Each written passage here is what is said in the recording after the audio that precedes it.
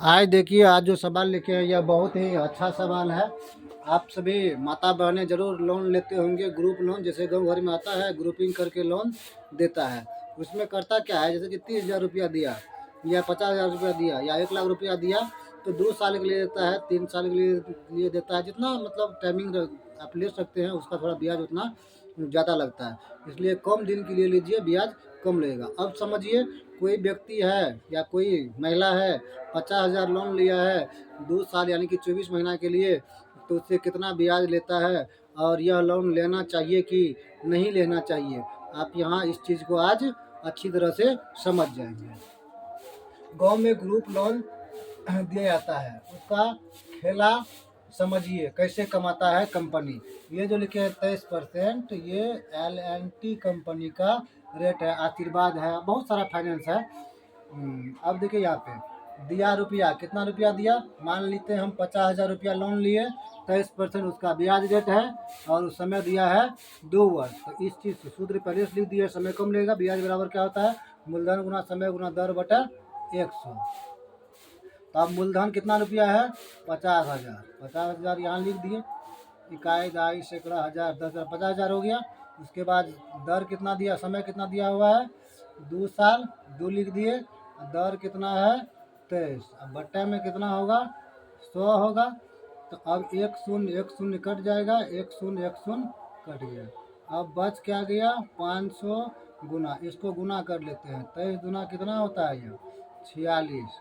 तो यह कितना हो जाएगा, गुना कर लेंगे।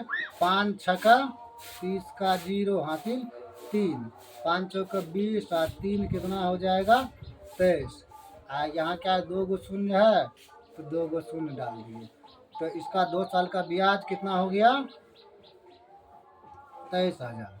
ये क्या है, ये ब्याज है।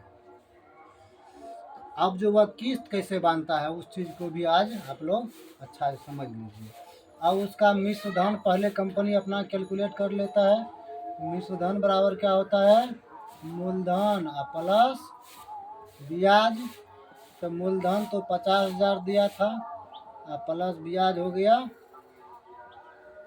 23,000। 23 और 50 कितना हो गया, 73,000। इकाई दहाई सैकड़ा हज़ार 10,000, 73,000 रुपया उसका हो गया। अब हमको किस्त कैसे बांधता है, किस्त।